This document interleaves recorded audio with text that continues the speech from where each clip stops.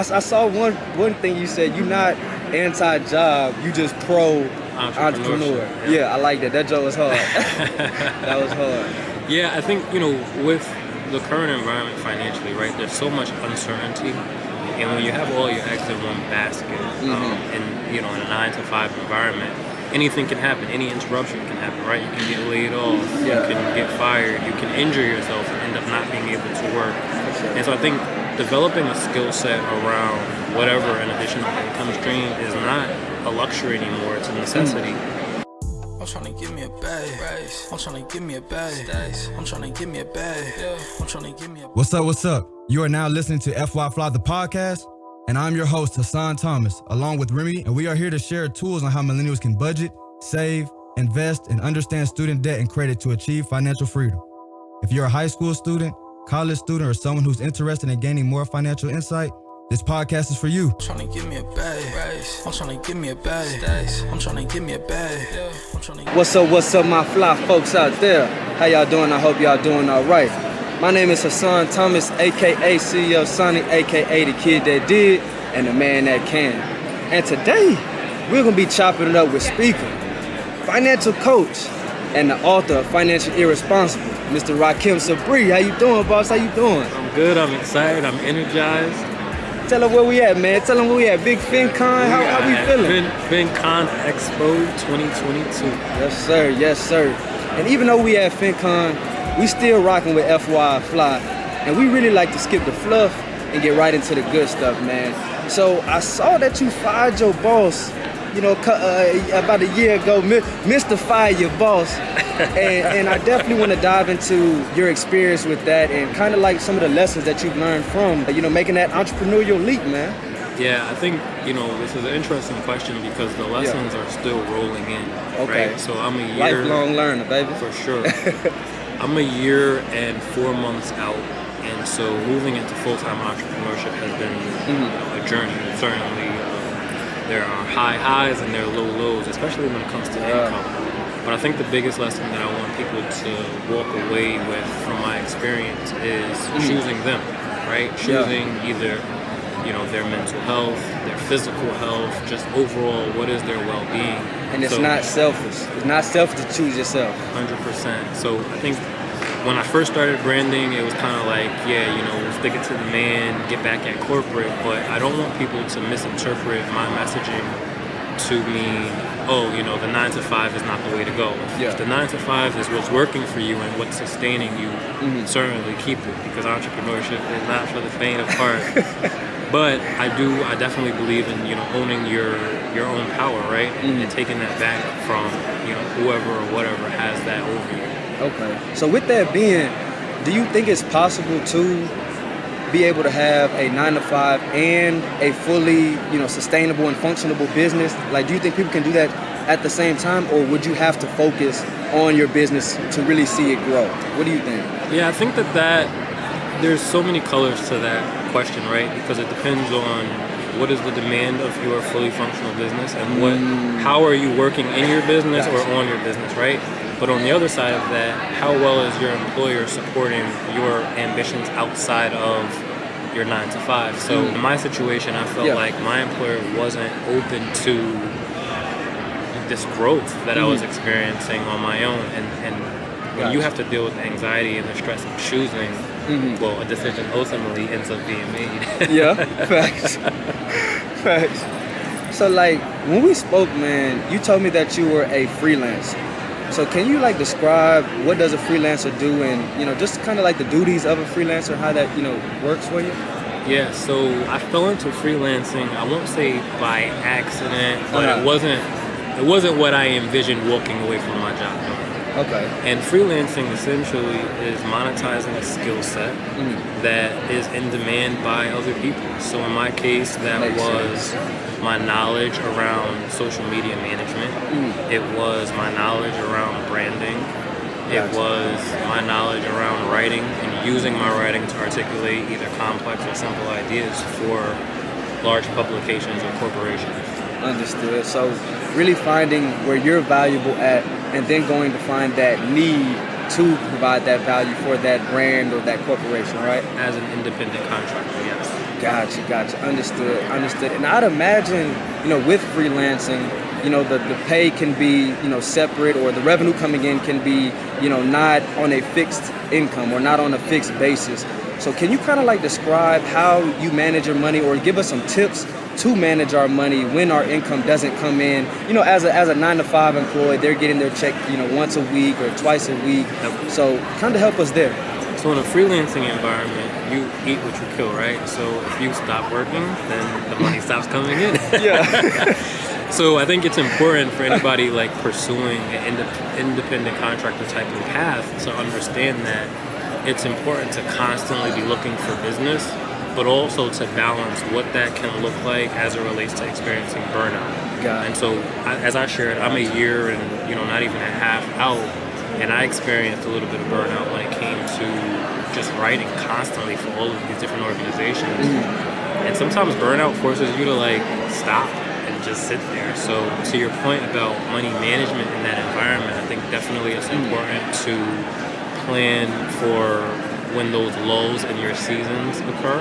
Gotcha. You did say the highs and the lows. Absolutely. So pay yourself first. Make sure you're taking a portion of what you're earning and putting it to the side. Yeah. Of course, you have to be mindful of taxes and the obligations associated with that. And it's important too to invest in yourself, invest in your business. So if you're a writer, or if you're a podcaster, or whatever, you're gonna have to buy software, you're gonna have to buy tools. Yeah. So making sure that you have an allowance for the advancement of your business. And I think a good book to point people in the direction of is called Profit First, and it talks about how you can break down your income as a business so that you can cover all of those buckets. Okay. And I definitely want to touch back on self-improvement, on self-education to become more valuable so you can provide those skills for that corporation or that business. But you did mention burnout. Touch a little bit on, burnout and how we can really, because for me, I feel like, man, I just love my business so much that I can't get burnt out, but I know that, with my mind says that, but my body tells me something different. Absolutely. So can you touch on like experiencing that and how you plan on not experiencing it ever again? And I think that it's unrealistic to believe that I'll never experience it again. But I do think that there are things and even kind of signals that your body or your mind gives you to let you know, like, hey, we're running on E, right? Yeah. So for me, I know that it's very important for me to stay active. So I have to work out. That kind of helps offset the mental stress that I'm experiencing. Kind of like meditation, to be honest with you. 100%. Eating right is also a factor. Yeah. Pacing yourself is a factor. So I think, we live in this grind hustle culture that says we have to go out and get it all day, every day. And to my previous point about, eating what you kill, yes, that's true. But if you burn yourself out, think of it as kind of running a marathon but trying to sprint through it. Okay. Like you're gonna run out of gas before you even get halfway to the finish line. And so you have to kind of understand, like, what is the pace, what are the seasons, and then how to approach those things. And I think some of that is just really experience based. I think that's huge what you said, bro. Experiencing those different seasons, because I think like even with the baby, when you raising a baby, there's different phases of the child, getting older. Now they're crawling, now they're walking. Now they're walking and talking, so just like with your business, now you could be in that hard grind phase, and then the next phase could be a more intellectual type phase where you got to use, majority of your mindset to be strategic, kind of where you're working smarter, not harder. That's a fact. You know what I mean? So I think that's huge that you mentioned those phases of a business, man. And like for our young folks listening, why do you think it's so important to have some type of, side hustle or, build your own brand, compared to working a 9-to-5? Yeah. So I saw one thing you said, you're not anti-job, you just pro-entrepreneur. Yeah, I like that. That joke was hard. That was hard. Yeah, I think, with the current environment financially, right, there's so much uncertainty.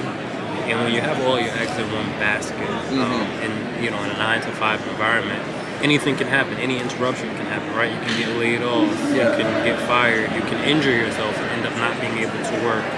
And so I think developing a skill set around whatever an additional income stream is not a luxury anymore, it's a necessity. But beyond that, the experience of building a business or pursuing entrepreneurship teaches you a lot about yourself. right? What are you capable of? What are the problems that you can solve? What are the skill sets that you have? And I was a big fan earlier on when I was still working of Gary Vee. And Shout out Gary Vee. Shout out That's to one of Gary the goats. Vee. One of the goats for sure. And Cynthia Johnson, she's the author of the book Platform. And both of these individuals talk about the importance of establishing a personal brand separate from this identity that you create as a corporate citizen. Okay. And so that those individuals are hugely influential in me pursuing a personal brand, so that wherever I go, whether I'm tied to XYZ corporation or the next one, people know who I am and they know what value I bring to the table. Understood. And that's jumping back to that value.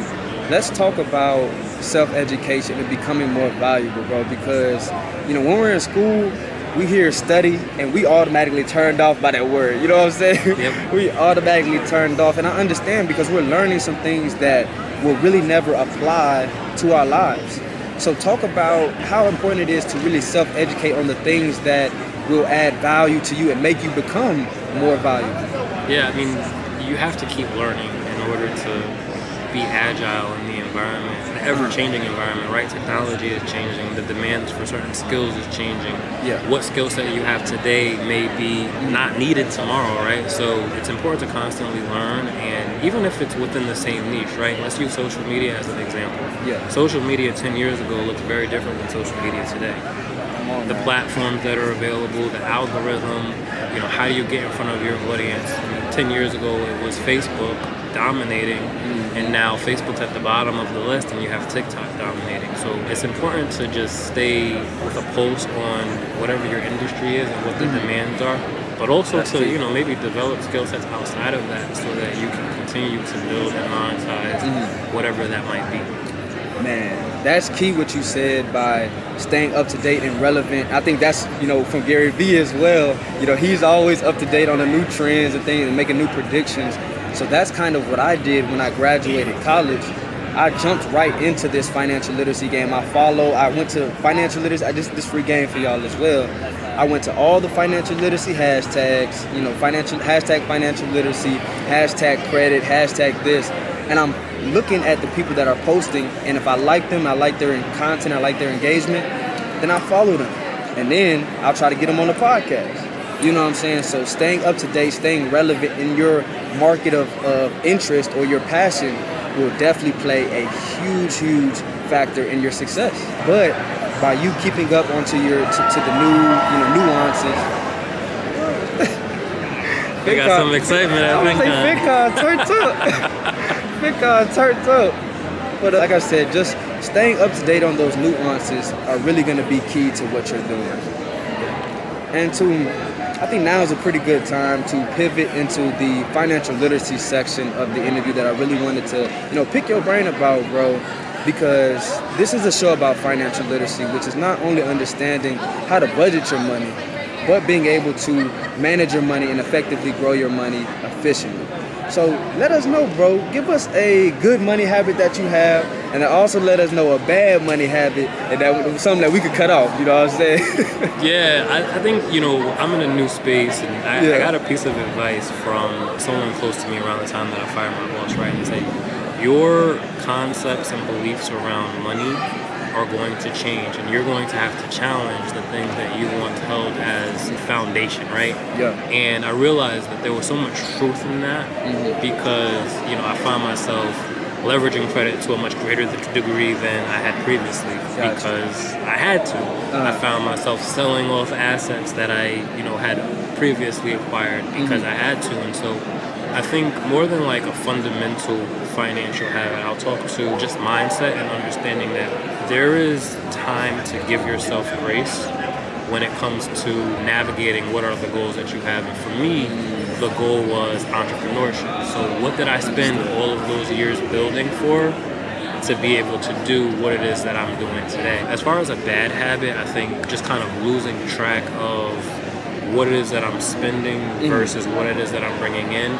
Not from a negligence perspective, but from the perspective of, well, I don't have a regular income anymore. So I still have to eat, I still have to pay my mortgage, I have to feed my dog, right? And so certainly there are times where I'm spending more than I'm bringing in. So that could be the negative habit. Understood. And even considering, your book, Financially Irresponsible, can you give us, what does it look like to be financially irresponsible? And kind of like talk about maybe give us one tip from, not the whole thing, but, give us maybe one tip from the book on how to be financially responsible. Yeah, I think, the biggest thing, the central idea around that title was that oftentimes people either defer the management of their personal finances to some other professional, or they just ignore it. And so, to me, being financially irresponsible is not being financially aware of what you have going on. Whereas I can get on and talk about how my habits as it relates to the spending or overspending of money in comparison to what my income looks like, I'm still tapped in. Like, I know that I'm making a conscious decision, and in making that conscious decision, does it feel good? Not necessarily, but it is something that I'm aware of. Being financially irresponsible would be, I don't know and I don't care, right? Or it's too much for me, it's giving me too much anxiety, so I'm just not even gonna look at it. Hey, bro, that last one is a ton of people. Last one is a ton of people, and sometimes it may not be, you just being ignorant to it.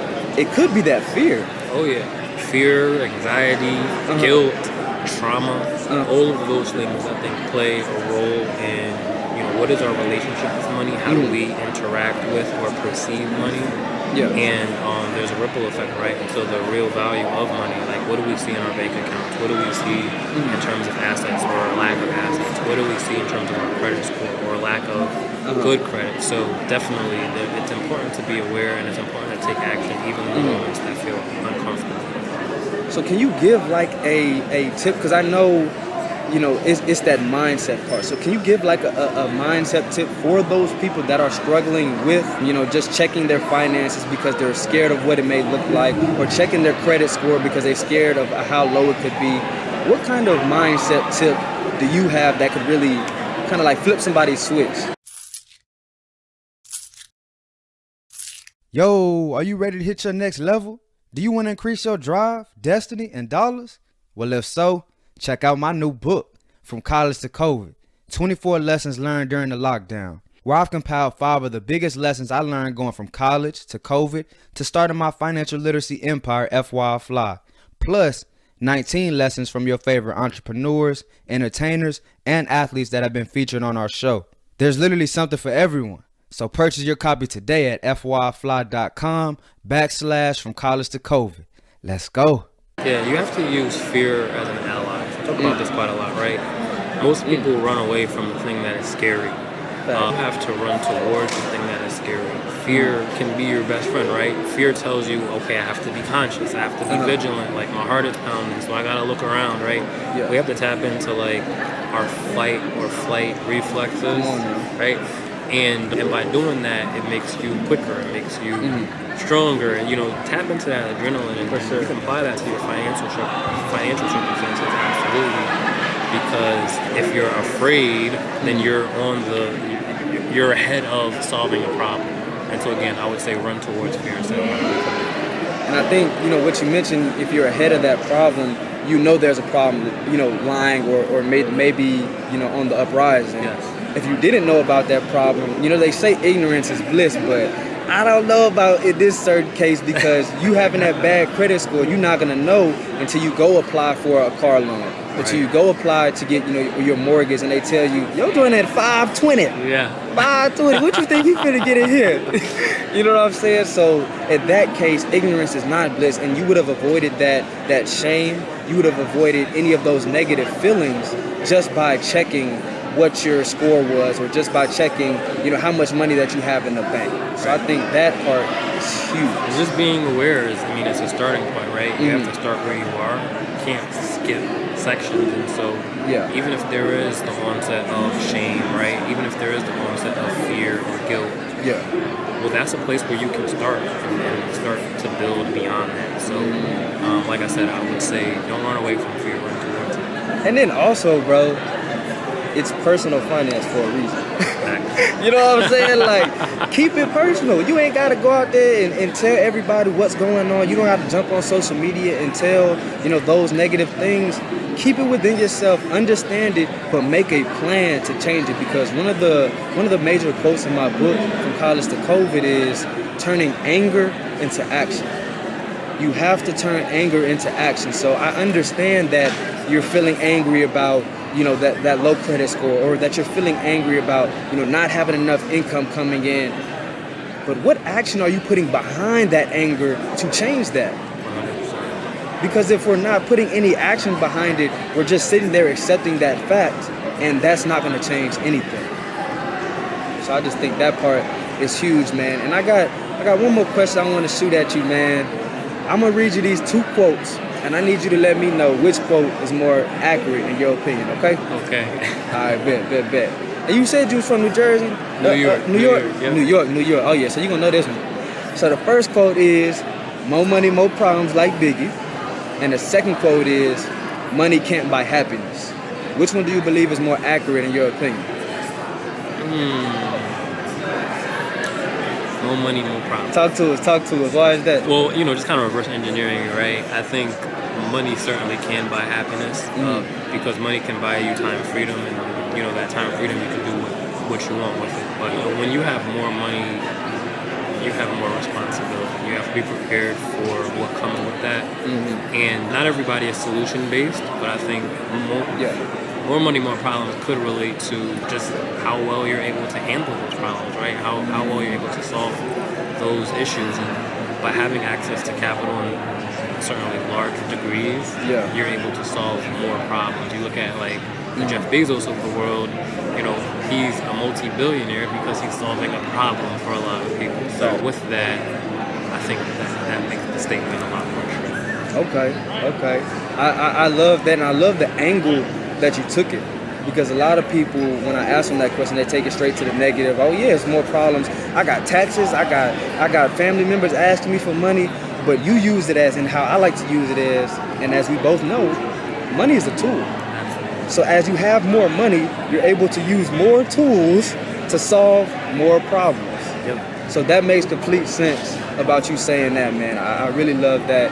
And thank you so much for joining the FY Fly podcast at FinCon, man. Yes, Leave sir. the Fly folks with one gem, one final takeaway that they can get active and implement into their lives. Yeah, I'm going to reiterate that point around don't run away from fear, run towards it. Yeah. I just think that's underrated gem right there. I feel that 100%, man. Like I said, thank you so much. And for everybody listening, I need y'all to stay safe, stay invested, and stay FY Fly. We'll see you next week. Thank you all for listening to FY Fly, the podcast, and we hope you enjoyed the show. Tune in next week for more financial literacy insights with our special guests. Please visit our website, social media platforms, and subscribe to our YouTube channel at FYI Fly Podcast. That's FYI FLI Podcast. See y'all next week and stay fly.